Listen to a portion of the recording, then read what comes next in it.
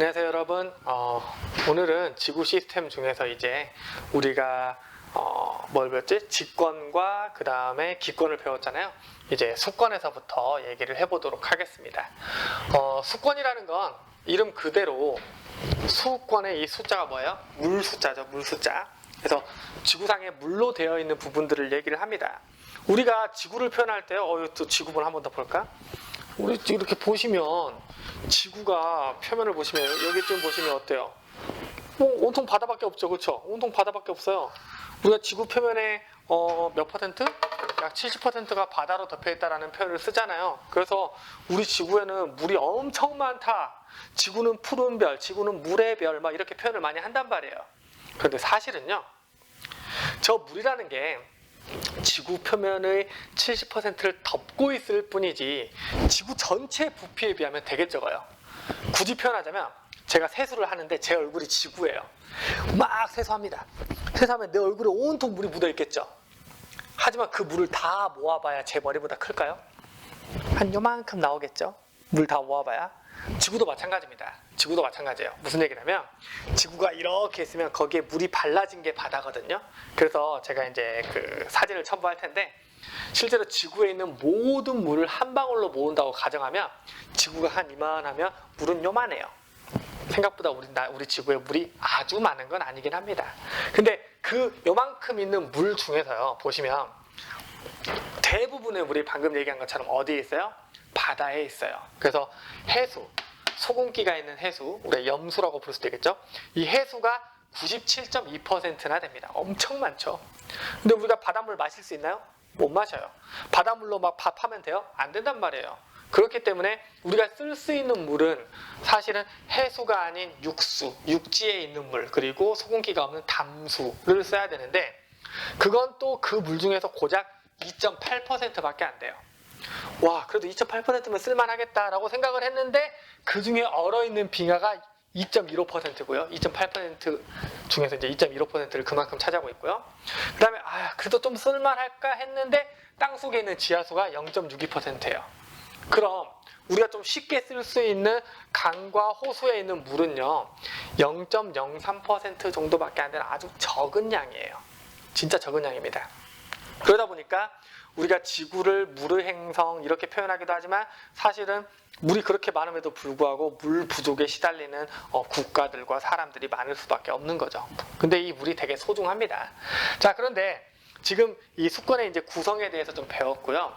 근데 그 중에서 가장 많은 게 뭐라 그랬어요? 해수, 바닷물이죠. 그래서 오늘은 주로 바닷물에 대해서만 잠깐 좀 다뤄보도록 하겠습니다.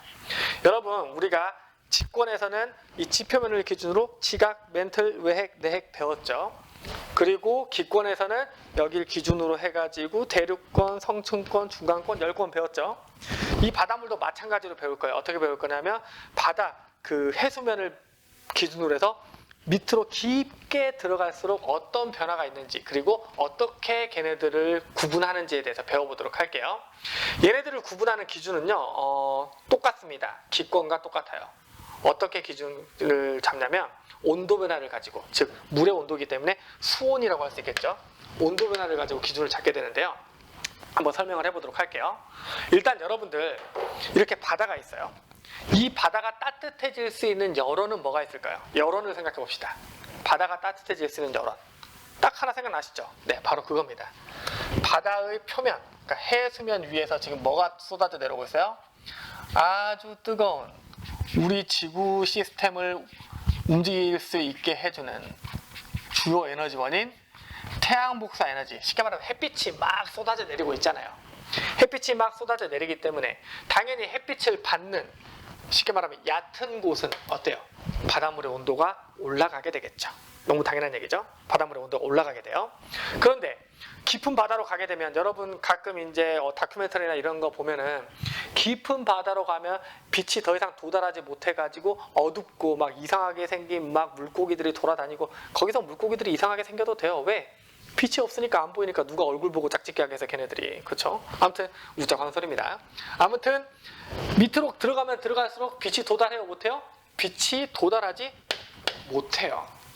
빛이 도달하지 못한다는 얘기는 그만큼 물이 열을 받지 못하니까 차가워진다는 걸 얘기하겠죠. 그럼 그걸 생각하면 되게 간단하죠. 바다의 표면은 뜨거울 겁니다. 따뜻할 거예요. 햇빛을 받으니까. 근데 깊이 들어가면 들어갈수록 온도가 들을까? 점점점 낮아지게 될 거예요. 근데 여기서 우리가 기억해야 될 포인트 하나는 뭐냐면 물이라는 건요 정말 특이하게 대부분의 물질은 온도가 낮아지면 낮아질수록 부피가 계속 줄어들고 점점 밀도가 커져요. 그런데 물은 정말 특이하게 온도가 낮아질수록 계속 부피가 줄어드는 게 아니라 어느 순간 얼음이 돼서 부피가 커지기도 하죠. 되게 특이한 녀석이거든요. 그래서 물은 특이하게도 가장 밀도가 큰, 가장 무거운 상태가 몇 도냐면 4도입니다. 4도. 4도씨의 물이 가장 무거워요. 그렇기 때문에 가장 무거운 건 가장 밑에 깊은 바다에 있겠죠? 그러니까 깊은 바다의 물 온도가 몇 도라는 거 예상해 볼 수 있어? 예, 맞아요. 4도씨예요. 그리고 4도씨 정도 온도를 유지하다가 햇빛의 영향을 받는 곳에서 점점 온도가 올라가게 되는 거죠. 그렇다면 바닷물의 온도 분포를 대충 그려보자면 여기 보시면 뭐라고 표현해야 되지? 해수면, 그러니까 공기가 닿는 부분. 해수면에서는 온도가 높다가 온도가 점점 떨어지다가 어떻게? 어느 순간부터는 4도씨의 차가운 물들만 있게 되겠지 라고 이렇게 온도 분포를 그릴 수가 있습니다. 이렇게 그릴 수 있어요. 근데 여기에 하나를 더 추가하자면 뭐가 있냐면 지금 이 해수면 위에서는 태양 복사 에너지가 쏟아져 내려오기도 하지만 하나 현상이 더 있습니다. 뭐가 있냐면 바람이 불고 있어요. 바람이 붑니다. 바람. 자, 바람이 불어요. 자, 바람이 불면 무슨 일이 생기냐? 바람이 불면요. 바람이 불면서 파도가 치고 하면서 물이 어떻게 돼요? 계속해서 돌아가죠. 섞입니다. 물이 섞여요. 계속 섞이기 때문에 잘 섞이고 있는 그 구간만큼은 섞이고 있으니까 온도가 같아지죠. 계속 섞이고 있으니까. 그래서 특정 깊이까지는 온도가 같은 지점이 생깁니다. 그래서 이렇게 그냥 온도가 쭉 내려가는 게 아니라 어떤 식으로 어떤 특정 깊이까지는 온도가 일정하다가 어느 깊이 이상에서 온도가 떨어지기 시작하게 돼요. 이런 식의 그래프가 나오게 됩니다. 이게 뭐예요? 이게 바로 바다의 연직 분포. 그러니까 바다를 깊이로 따졌을 때 바다가 어떤 식으로 층이 나눠지는지를 보는 겁니다. 자, 그럼 이 온도 그래프가 꺾이는 지점이 몇 군데 나오고 있어요? 온도 그래프가 꺾이는 지점이 한 군데, 두 군데가 나오고 있죠. 한 군데, 두 군데가 나오고 있으니까 총 몇 개의 층으로 나눠집니까? 하나, 둘, 세 개의 층으로 나눠지게 됩니다. 이 층의 이름들을 보도록 할게요. 첫 번째, 가장 위에 있는 이 층은 아까 얘기한 것처럼 바람에 의해서 잘 섞이고 있는 층이에요. 혼합되고 있는 층입니다. 그래서 우리는 이 첫 번째 층을 뭐라고 부르냐면 혼합층이라고 불러요. 첫 번째 층을 혼합층이라고 부릅니다. 혼합층. 그 다음에 여기 가장 아래에 있는 층은요, 깊은 바다죠. 깊은 바다에서 그냥 차가운 물들이 그냥 모여있을 뿐이야. 깊은 바다이기 때문에 뭐라 부릅니까? 여러분들 게임할 때 티어 낮은 애들 뭐라 부릅니까? 깊은 바다에 있는 그 낮은 티어 애들 심해라고 부르죠. 네, 깊은 바다. 여기를 심해층이라고 부릅니다. 심해층이라고 부르고요. 자, 그 다음에 여기 중간은요, 수온이 갑자기 뚝 떨어져.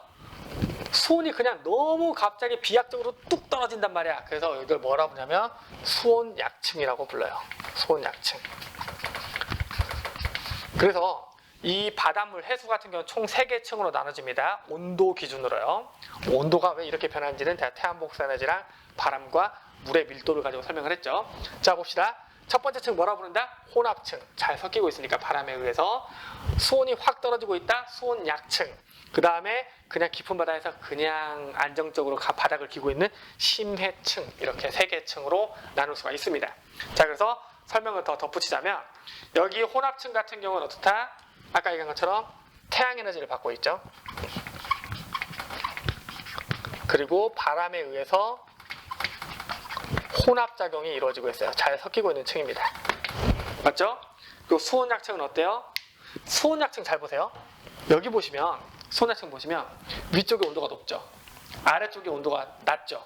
여러분, 온도가 높은 건 위로 올라가려고 하고 온도가 낮은 건 내려가려고 하는데 온도가 높은 게 원래 위에 있고 온도가 낮은 게 원래 밑에 있으면 굳이 섞일 이유가 있다 없다? 없다. 섞일 이유가 없다는 얘기는 대류가 잘 안 일어난다.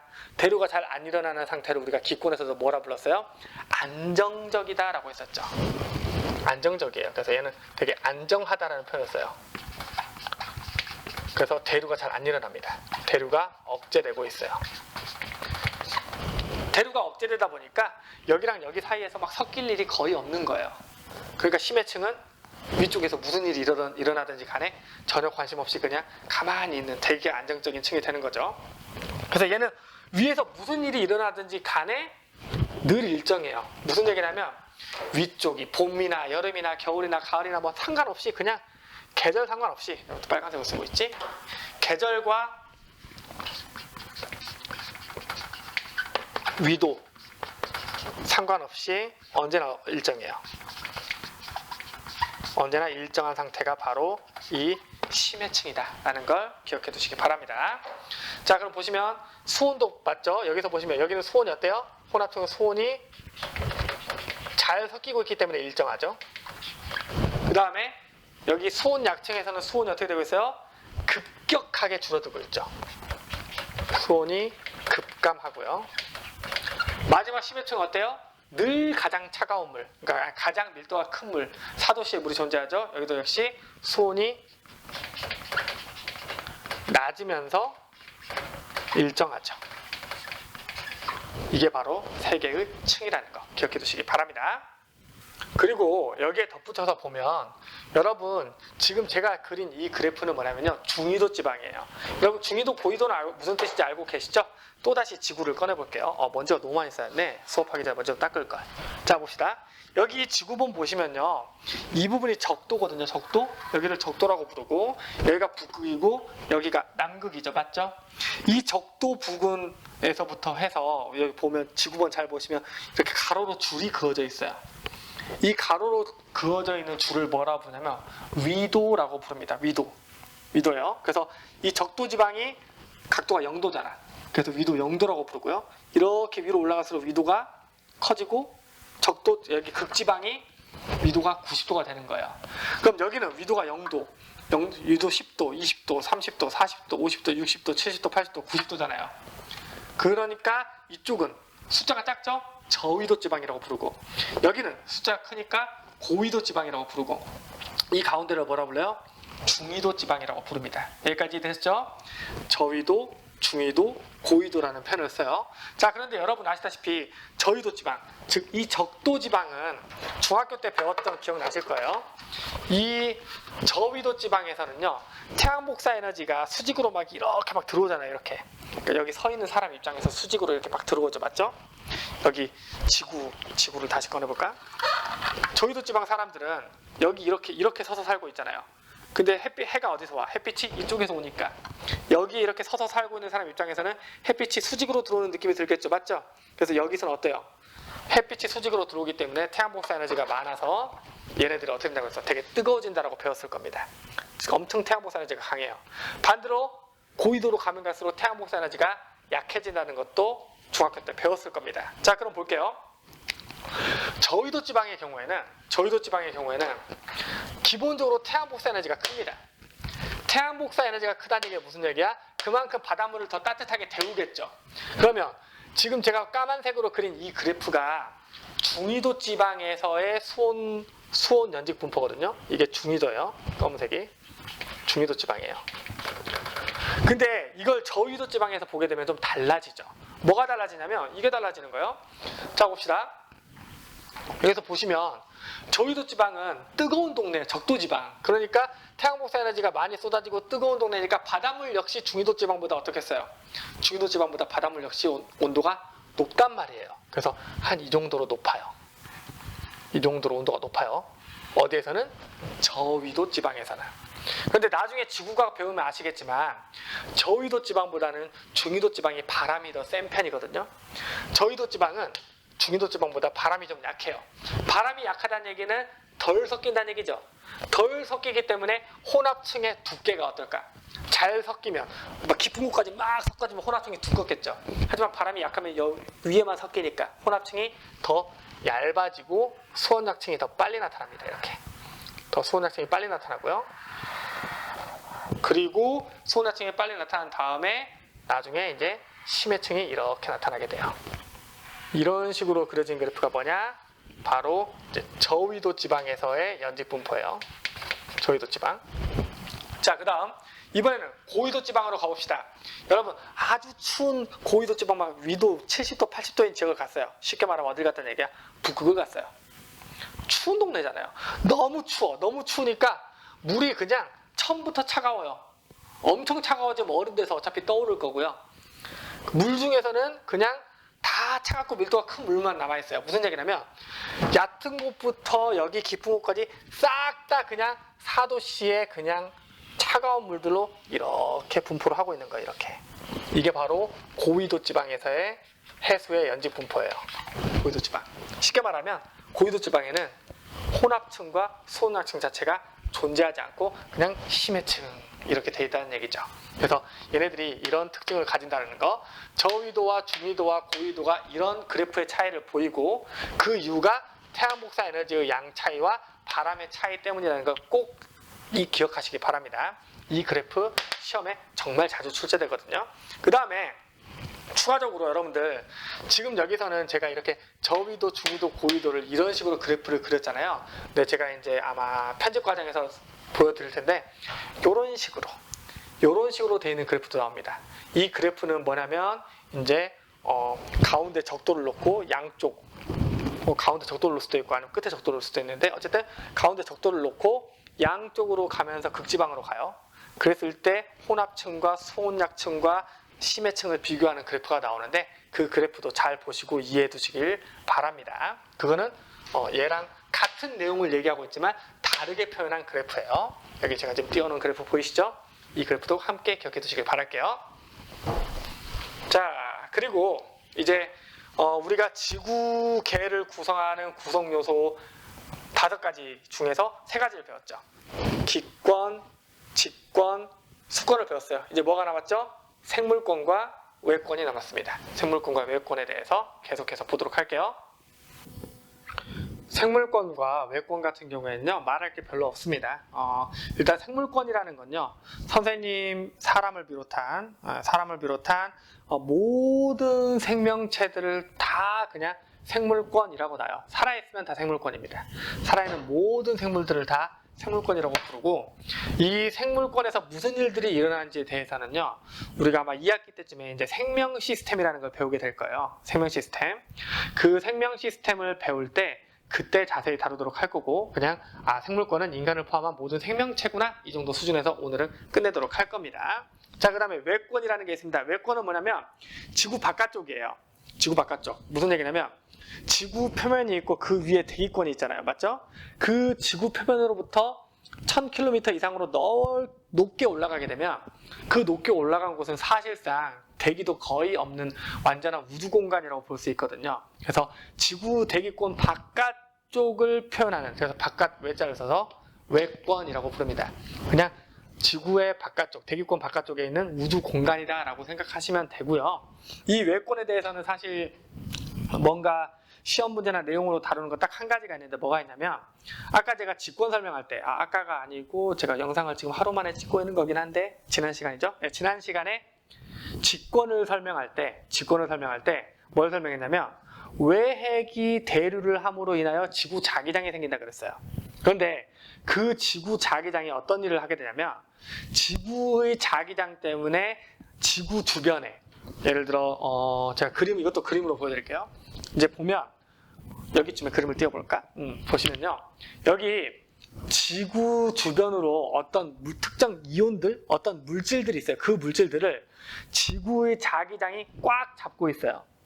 그래서 지구 주변으로 뭔가 두 겹의 도너츠 모양의 어떤 물질들의 방어막이 형성이 되는데, 우리는 그 방어막을 뭐라고 부르냐면 벤 앨런대라고 불러요. 벤 앨런대. 그 벤 앨런대의 가장 중요한 역할이 뭐냐면, 그 벤 앨런대가 존재함으로 인하여 태양에서 쏟아져 나오는 매우 강력한 방사성 물질들이 있거든요. 태양은 별의 원리를 배우면 알겠지만 수소 핵 융합 반응을 통해서 에너지를 내는 게 태양입니다. 태양을 정말 쉽게 얘기하면요, 끊임없이 계속해서 터지고 있는 거대한 수소 폭탄이에요. 그러다 보니까 거기에선 매우 강력한 방사성 물질들이라든가 혹은 뭐 고에너지 입자들이 막 지구를 향해 날아오거든요. 그걸 지구가 직접 맞으면 생명체가 살 수가 없어요. 근데 정말 다행스럽게도 지구 자기장이 벤 앨런대를 형성을 해서 그 벤 앨런대가 지구의 자기장을 막아줌으로써 어떻게 생명체를 보호해주는 역할을 한다. 근데 이게 왜 외곽권에서 다루냐면 그 벤 앨런대가 위치하는 곳이 바로 지구의 대기권 바깥 외곽권에 존재하기 때문에 지금 그 얘기를 하는 겁니다. 자, 그 정도로 짚고 넘어가고요. 오늘 이제 이 파트에서 중요한 부분은 사실 이겁니다. 지구 시스템을 구성하고 있는 녀석들은요, 기권, 직권, 속권, 생물권, 이렇게 이제 외곽권은 여기서 뺄게요. 이렇게 네 가지의 구성 요소가 있는데 이 네 가지의 구성 요소들이 각각 따로 노는 것이 아니라 자기들끼리 혹은 남들과 함께 상호작용을 한다 그랬죠. 그래서 서로 영향을 주고받는데 이것들의 예시가 시험에 나옵니다. 근데 문제는 문제는 아니죠. 근데 쉬워요. 왜 쉽냐면 여러분, 우리가 상호작용하지 않는 게 있습니까? 지금 이 순간에도 저는 상호작용을 하고 있어요. 저는 생물권이죠. 저는 이 순간에도 계속해서 상호작용을 하고 있습니다. 어떤 상호작용을 하고 있나요?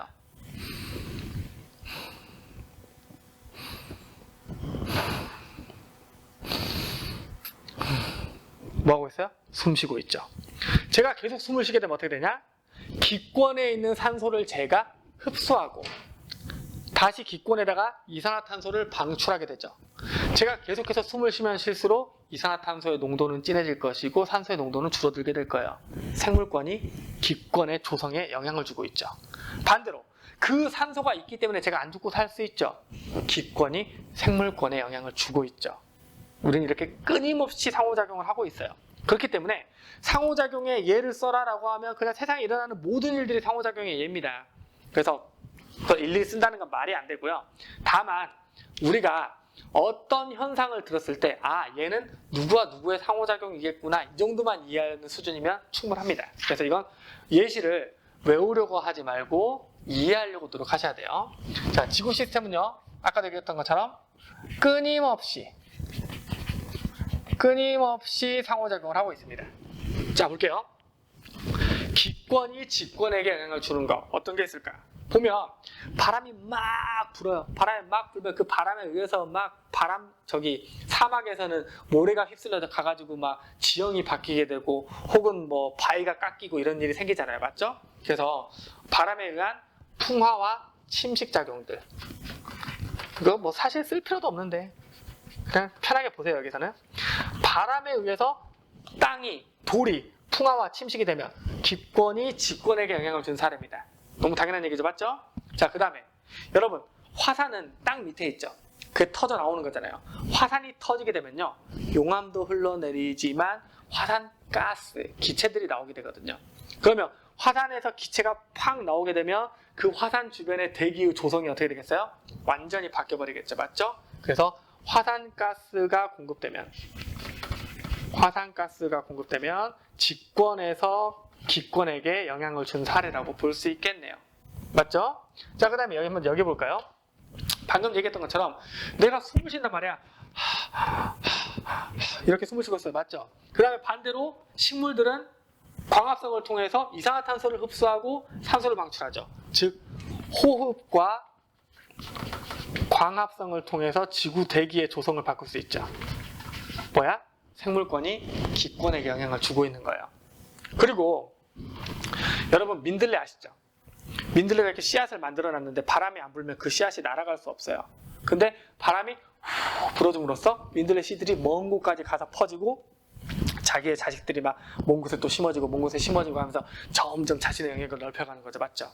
우리가 이런 걸 이제 뭐라 하냐? 씨니까 종자라고 하죠. 맞죠? 그래서 종자라든가 혹은 곰팡이와 버섯의 포자, 이런 포자를 갖다가 바람이 운반을 해주죠.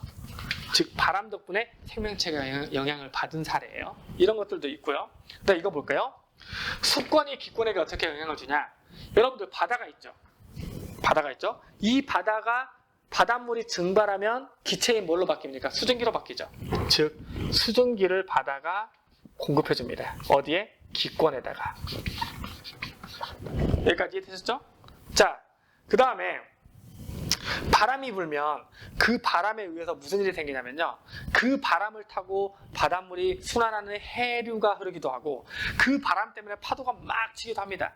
여러분 바다의 파도라는 게 일정하지 않죠. 바람이 센 날은 파도가 강하고 바람이 약한 날은 파도가 더 약합니다. 맞죠? 즉 기권이 수권에 영향을 주는 게 바로 뭡니까? 바로 바다의 파도, 즉 해파라든가 해류 이런 것들을 만들어내는 거죠. 맞죠? 자, 이번 저 밑으로 가볼까요? 자, 직권과 수권의 상호작용을 보도록 할게요. 여러분 비가 내리고 물이 흘러 내려가면서 초등학교 때 배웠던 이제 침식, 운반, 퇴적 이런 작용이 일어나죠. 물이 땅을 변화시키고 있는 거죠. 이런 것들 있죠. 물과 바람, 물과 어떤 빙하의 침식, 퇴적. 물이라든가 빙하가 땅을 침식, 깎아내고 운반시켜서 다른 곳에 퇴적시키기도 하죠. 자, 이번엔 반대로 직권이 수권에게 어떤 영향을 주는 거 하고 봤더니 여러분 갑자기 지진이 납니다. 우르르. 그럼 그 지진 때문에 막 쓰나미, 지진해일이죠. 쓰나미가 막 몰려옵니다. 그러면 결국 가만히 있던 물이 왜 갑자기 큰 파도를 만들었을까? 땅이 흔들려서. 그래서 직권이 수권에 영향을 준 사례 중에 하나가 바로 이제 지진해일, 쓰나미가 되겠죠. 이런 식이에요. 이거 하나만 있는 게 아닙니다. 외울 필요가 있는 게 아니라 상황을 보고 이해할 줄만 알면 돼요. 몇 개 안 남았네? 여기 볼게요. 직권과 생물권의 상호작용 봅시다. 여러분들 땅이 있으니까 뭐가 살 수 있는 거야? 식물들이 살 수 있고 동물들도 살 수 있죠. 맞죠? 그래서 뭘 제공하고 있다? 우리는 서식지를 제공하고 있다 라고 표현하기도 하고요. 그리고 땅속에 뿌리를 내리고 영양분을 빨아들이죠. 영양분도 제공하고 있습니다. 어떻게? 직권이 생물권에게. 자, 이번에는 생물들 같은 경우 보시면 아까 땅속에 뿌리를 내리고 있다 그랬잖아요. 식물이. 그럼 그 식물이 뿌리를 내리고 있는데 그 뿌리가 막 바위 틈을 뚫고 지나가서 바위를 쪼개고 막 해요. 이런 거 생물학적인 풍화라고 하죠. 풍화. 쉽게 말하면 돌 깨는 거예요. 돌을 깨서 가루로 만들어주는 역할을 생물도 할 수 있습니다. 생물이 직권에 영향을 준 사례라고 볼 수 있죠. 자, 이제 수권과 생물권의 상호작용을 보면 될까요? 수권과 생물권의 상호작용을 보면 물고기들이 어디에 살고 있어? 물에 살고 있죠. 즉 물고기들에게는 역시 서식지의 역할을 해주죠. 서식지를 제공해주고요. 그 다음에 우리 사람도 그렇지만 물 안 먹고 살 수 있습니까? 먹고 살아야지. 그러니까 먹을 수 있는 물을 제공하는 것도 수권이 생물권에게 영향을 주는 사례라고 볼 수 있고요. 그 다음에 생물권이 수권에게 영향을 주는 것들도 있을 수 있겠죠. 정말 좀 더럽게 얘기하면 선생님이 저기 남한강에 가가지고 저희 양근대교에 서서 이렇게 노상방뇨를 쫙 이거 모자이크 처리해야 되나? 노상방뇨를 막 하고 있습니다. 그러면 제 소변이 남한강으로 들어가면 그 물이 더러워졌네? 생물권에서 수권에 영향을 준 사례잖아요. 이처럼 그냥 모든 일들이 다 그래요. 알겠죠? 그래서 여기는 이제 생물체에 의해서 바닷물에 무엇인가가 용해됐다. 이런 것들도 다 해당이 되겠죠. 그래서 이런 것들이 되게 많이 있는데 이런 것들을 외우려고 하지 말라. 외우려고 하지 말고 어떻게 해라? 너무 당연한 거예요. 너무 당연한 거. 선생님이 텃밭 농사를 좀 하거든요. 집 앞에 작은 텃밭이 있어요. 삽을 들고 텃밭을 막 팠습니다. 텃밭을 팠어. 생물권이 어디에 영향을 준 거야? 직권에 영향을 준 겁니다. 맞죠? 그쵸? 막 파가지고 분명히 땅의 형태를 바꿔놨으니까요. 이런 것들 이렇게 뭔가 생활 속에 있는 모든 것들을 그냥 이해하는 수준으로 아시면 됩니다. 외우는 그런 개념은 아니에요. 알겠죠? 마지막으로 여러분들 시험에 진짜 자주 나오는 그래프 하나를 좀 해석해드리고 끝내도록 할 겁니다. 지구 시스템의 상호작용과 대기 성분의 변화예요. 이 그래프는 어떤 그래프냐면 우리 지구 대기에 있는 그 기체 중에서 N2 질소와 O2 산소, CO2 이산화탄소 이 세 가지 기체가 지구가 탄생했던 약 45억 년, 46억 년 전부터 현재에 이르기까지 그 기체의 양이 어떻게 변했는지를 보여주는 그래프예요. 여러분, 저는 과학을 가르치면서 학생들에게 늘 얘기하는 게 있습니다. 그래프 해석 능력이 있어야만 과학을 잘할 수 있어요. 그래프 해석 능력은요, 과학에서 특히 필수입니다. 과학, 탐구 과목, 사회에서도 마찬가지죠. 탐구 과목에서 필수예요. 자, 볼게요. 그래프를 해석할 때 가장 먼저 해야 될 건 뭐냐면요, 이런 기본적인 2차원 그래프에서는요, 가로축과 세로축, 즉 x축과 y축이 의미하는 게 무엇인지를 봐야 돼요. 자, x축부터 봅시다. 지구가 탄생한 시점부터 현재까지예요. 무슨 얘기냐면 45억 년, 6억 년 전부터 0억 년 전, 현재까지. 즉 여기가 과거, 여기로 갈수록 현재가 되겠죠. 이때까지 시간 흐름을 나타내고 있는 것이 바로 이 가로축, x축이고요. 여기 세로축은 뭐라고 되어 있냐면 기체의 분압이라고 되어 있어요. 뭐 단위는 기압이고 1기압, 2기압, 3기압. 자, 기체의 분압이라고 되어 있고 숫자가 0.0001, 0.001, 0.01, 0.1, 1, 10 이런 식으로 되어 있네요. 한 칸 한 칸의 간격이 위로 갈수록 더 값이 커지고 있죠. 일단 그거 주목해서 보시고요. 기체의 분압이라는 건 뭐냐면 분압은 부분 압력의 약자예요. 부분 압력의 약자입니다. 여러분, 아까가 아니라 지난 시간에 기권의 조성을 배울 때 질소가 약 78%고 산소가 약 21%고 이산화탄소는 한 0.03% 있고 뭐 이런 식으로 배웠잖아요. 맞죠? 근데 지금 현재 우리가 이 보통 지구상의 이제 보통의 어떤 해발 고도가 낮은 곳에 이렇게 서 있을 때 이때 우리 대기가 나를 누르는 이 압력, 대기가 저를 계속 이렇게 누르고 있거든요. 이 누르는 압력을 우리가 뭐라고 하냐면 기압이라고 불러요. 이때 우리가 느끼는 이 기압이 얼마냐면 1기압이에요. 1기압. 1기압인데 그 1기압은 쉽게 말하면 질소 분자가 저를 치는 거예요. 빵 왔다 갔다 하다가 저를 빵 치는 거고 산소 분자가 왔다 갔다 하다가 저를 빵 치는 거고 이산화탄소가 왔다 갔다 하다가 저를 빵 치는 거거든요. 근데 문제는 질소, 산소, 이산화탄소 중에 누가 더 많아요? 질소가 더 많죠. 질소가 저를 더 많이 때리겠어요? 이산화탄소가 저를 더 많이 때리겠어요? 당연히 질소가 저를 더 많이 때립니다. 무슨 얘기냐면 이 기체들이 저를 때리는 압력이 다 해서 1기압이거든요. 1기압인데 이 중에서 질소가 저를 때리는 게 몇 기압이냐면 0.78기압만큼 때리고요. 누가? 질소가. 산소가 저를 때리는 거는 0.21기압만큼 저를 때리고 있고 이산화탄소가 저를 때리는 것은 0.0003기압만큼 저를 때리고 있는 거예요. 이때 이걸 뭐라고 부르냐면 부분 압력, 분압이라고 부릅니다. 지금 현재 질소의 부분 압력은 0.78기압이야. 지금 현재 산소의 부분 압력은 0.21기압이야. 지금 이산화탄소의 부분 압력은 0.0003기압이야. 이런 식으로 얘기하는 거예요. 그럼 숫자 보시면 대충 아시겠지만 무슨 얘기를 하고 싶은 거냐면 부분 압력, 분압이 높다라는 것은 그 기체가 많다는 걸 의미하는 거죠. 맞죠? 저 그것만 얘기하고 싶었던 거예요. 부분 압력이 낮다라는 것은 그 기체가 적다라는 얘기죠. 그럼 여기서 어렵게 기체의 분압이라는 표현으로 나와 있지만 쉽게 말하면 그 기체가 얼마나 많냐, 기체의 양이라고 생각하시면 돼요. 알겠죠? 자, 그럼 이 그래프를 본격적으로 해석을 해보도록 합시다. 지금 빨간 그래프, 파란 그래프, 까만 그래프가 있습니다. 이 세 기체는요, 질소, 산소, 이산화탄소 중에 하나거든요. 선생님 누가 누군지 모르겠어요. 가끔 시험에 아예 이렇게 나올 수가 있습니다. 무슨 기체인지 안 줄 수도 있어요. 하지만 찾는 건 쉽죠. 어떻게 찾으면 되냐면 현재를 보는 거예요. 현재를 보는 겁니다. 현재 가장 많은 거 뭐죠? 질소예요. 그 다음 많은 게 뭐예요? 산소예요. 제일 적은 게 뭡니까? 이산화탄소예요. 현재 0억 년 전, 여기가 현재죠? 현재 기준으로 가장 많은 이 까만색 그래프, 얘가 뭐란 얘기예요? 네, 맞아요. 제가 바로 질소 기체예요. 질소. 현재 기준으로 보는 거야. 현재 기준으로 두 번째 많은 저 파란 기체가 뭐란 얘기예요? 얘가 바로 산소라는 거고요. 자, 현재 기준으로 가장 적은 기체 뭡니까? 이 세 기체 중에 가장 적은 기체 이산화탄소죠. 이 빨간 게 이산화탄소라는 사실을 기본적으로 알 수 있습니다. 그럼 이 그래프를 있는 그대로 해석하면 이렇게 되네요.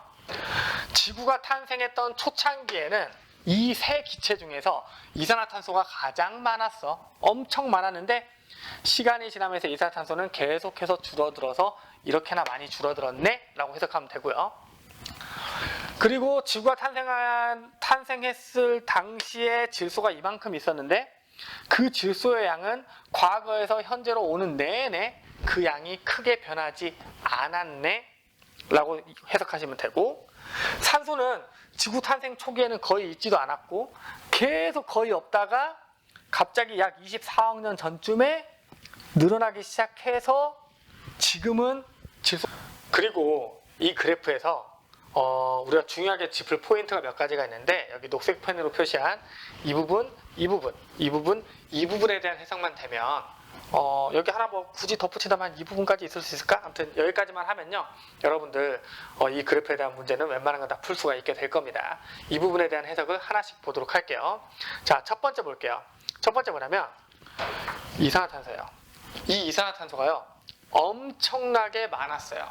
왜 많았는고 생각을 해봤더니, 사실은 여러분 이제 지구의 탄생 과정에 대해서 나중에 배우게 되겠지만, 지구가 맨 처음 생길 때는요, 지구가 이제 미행 성체들이 계속 지구에 충돌하면서 지구는 무척 뜨거운 상태였습니다. 그래서 온 세상의 암석이 다 녹아 있었어요. 어딜 가도 마그마였어요. 그래서 우리는 그 상태를 뭐라고 불렀냐면 마그마의 바다라는 표현을 썼습니다. 자, 상상해 봅시다. 온 세상이 마그마다. 이 말을 다른 말로 하면 온 세상에서 화산 폭발이 일어나는 것과 똑같은 상황이었다는 거예요. 근데 제가 아까 얘기했던 것처럼 화산 폭발이 일어나게 되면 마그마만 흘러나오는 것이 아니라, 그러니까 용암만 흘러나오는 것이 아니라 화산 기체들, 가스들도 나온다고 했었죠. 그리고 화산가스의 가장 주된 성분이 바로 뭐냐면 이산화탄소예요. 그러니까 온 세상이 화산밭이었기 때문에 어떤 상황이에요? 이산화탄소가 엄청나게 많이 분출되는 상황이었고, 그렇기 때문에 이산화탄소가 많아질 수 있었던 거죠. 그래서 여기는 이 이산화탄소가 많은 양은 어디서 온 거다? 화산 활동을 통해서 공급된 이산화탄소다라는 걸 보시면 되는 거예요. 화산 활동으로 인해 공급된 이산화탄소예요. 그리고 포인트, 이게 지금 뭐 하다가 나온 겁니까? 지구 시스템에 상호작용하다 나온 거잖아요. 화산 활동으로 공급이 됐다? 이 얘기는 직권이 기권에게 영향을 준 사례라고 볼 수 있겠죠. 직권이 기권에게 영향을 준 상호작용 사례라고 보면 되겠고요. 그런데 그렇게나 많던 이 이산화탄소가요 급감하게 됩니다. 잘 보세요. 10기압에서 1기압으로 줄어든 거예요. 급감, 진짜 빨리 줄어든 거거든요. 이렇게 급하게 줄어든 이유가 뭐냐, 여기 포인트를 얘기해 볼게요. 왜 급하게 줄어들게 됐냐면, 정말 많이 줄어들었냐면, 이 지구가 엄청 뜨거웠다 그랬잖아요. 그때 화산 활동을 통해서 이산화탄소가 나오고 뭐도 나왔냐면 수증기도 나왔어요. 그럼 그 수증기들이 나중에 지구가 천천히 식게 되면 그 수증기도 식게 될 것이고, 그 수증기가 구름이 되고 비가 되어 내리게 되겠죠.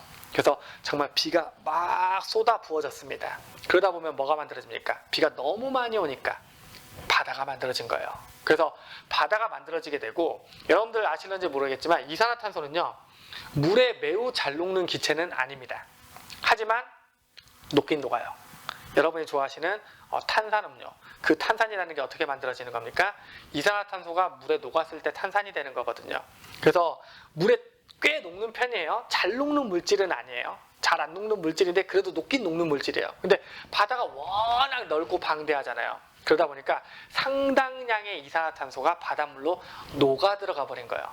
바닷물로 녹아 들어갔기 때문에 당연히 대기 중에 있는 이산화탄소의 양은 줄어들었겠죠.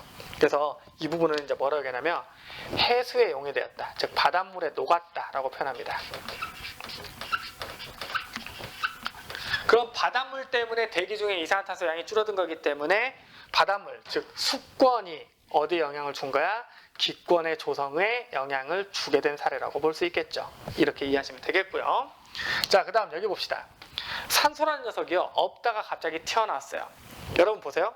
처음에 마그마의 바다였어요. 지구가 식어가지고 딱딱한 땅이 만들어지고 비가 내려서 바다가 만들어집니다. 그럼 그 바다 속에서 오랜 시간이 지나다 보면 이제 뭐가 만들어지냐면 생명체가 만들어지기 시작했어요.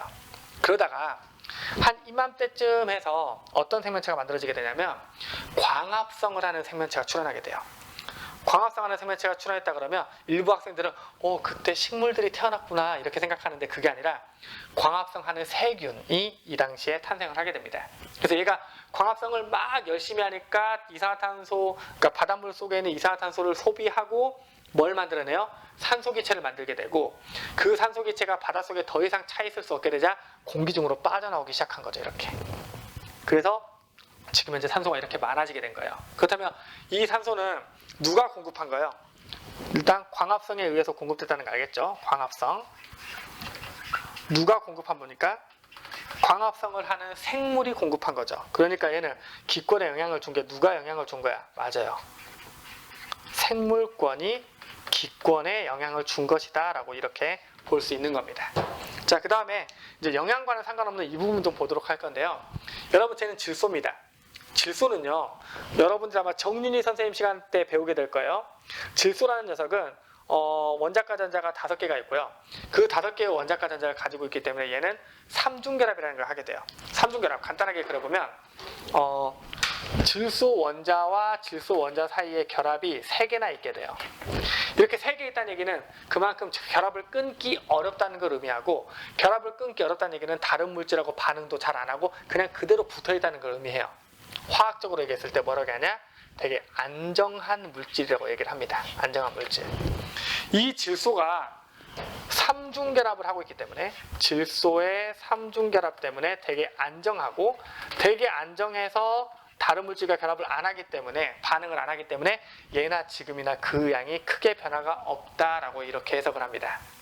여러분, 질소가 얼마나 안정하냐면 여러분 과자 있죠? 과자 봉지에다가 우리가 이제 포카칩을 사면 포카칩은 안 들어있고 질소만 들어있잖아요. 근데 거기에 왜 질소가 많이 들어있냐면요, 첫 번째 거기 공기를 채우는 이유는 과자가 충격을 받아서 깨지지 말라고 넣는 겁니다. 그렇다면 아무 공기나 넣어도 될 것 같은데 왜 굳이 질소 충전을 하냐? 만약에 그냥 공기를 집어넣게 되면 공기 중에 약 21%가 뭐가 들어있어요? 산소가 들어있죠. 이 산소는 질소랑 다르게 다른 물질과 반응을 잘하거든요. 그러면 산소가 과자와 만나서 과자를 산화시켜서 과자 맛을 변하게 만듭니다. 그래서 과자 맛은 변하지 않으면서 과자를 빵빵하게 지켜줄 수 있는 기체, 뭘 선택한 거예요? 질소를 넣어서 과자를 포장하기 시작한 거죠. 그게 바로 질소 포장이에요. 왜? 질소는 삼중결합을 가지고 있어서 매우 안정하기 때문이다. 이것도 기억해 두시기 바랍니다. 자, 참고로 이제 여기에 마지막으로 하나 덧붙이면, 바닷속에 이제 이산화탄소가 녹게 되면요, 이산화탄소는 CO3E- 이걸 탄산이온이라고 부르거든요. 탄산이온의 형태로 바닷속에 녹아있게 돼요. 이 상태로 녹아있게 되는데, 이 상태로 녹아있던 이 탄산이온이 바닷속에 있던 칼슘 이온을 만나게 되면 뭐가 만들어지냐면 CaCO3, 탄산 칼슘이 만들어집니다. 그럼 얘가 땅에 가라앉아서 암석이 되면 뭐가 되냐면 석회암이 되는 거예요. 석회암.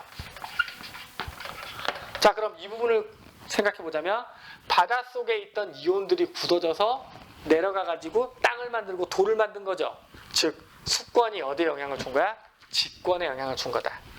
수권에 있던 탄소가 직권으로 이동한 거다라는 거 여기까지 기억하시면 좋을 것 같습니다. 여기까지 해석하면요, 이 그래프 나오면 여러분 무조건 다 맞을 거예요. 더 이상 할 게 없어요. 자, 방금 전에 얘기했던 것처럼 이 지구 시스템에서는 계속해서 상호작용을 하고 있어요. 걔네들 계속 서로 영향을 주고받고 있는데, 그거는 외워서 해결될 문제가 아닙니다. 언제나 이해를 할 수 있도록 하시기 바라고, 특히 이 그래프는 잘 기억해 두시길 바라고요. 우리 중간고사 출제자가 누굽니까? 저예요. 중간고사 채점하는 사람이 누구예요? 저예요. 그 내용 가르친 사람이 누굽니까? 저죠. 그쵸? 제가 시험에 나온다고 하면 나오는 겁니다. 그래서 잘 이해해 두시고 공부해 두시길 부탁드립니다. 오늘 제가 오랜만에 하루 만에 2강의를 좀 찍어봤어요. 목이 좀 아프네요. 예. 여러분들 공부 열심히 하시고, 목 아프면 저는 이제 좀 쉬었다가 다음에 좀 찍도록 할게요. 여러분은 쉬지 말고 열심히 공부하시고요.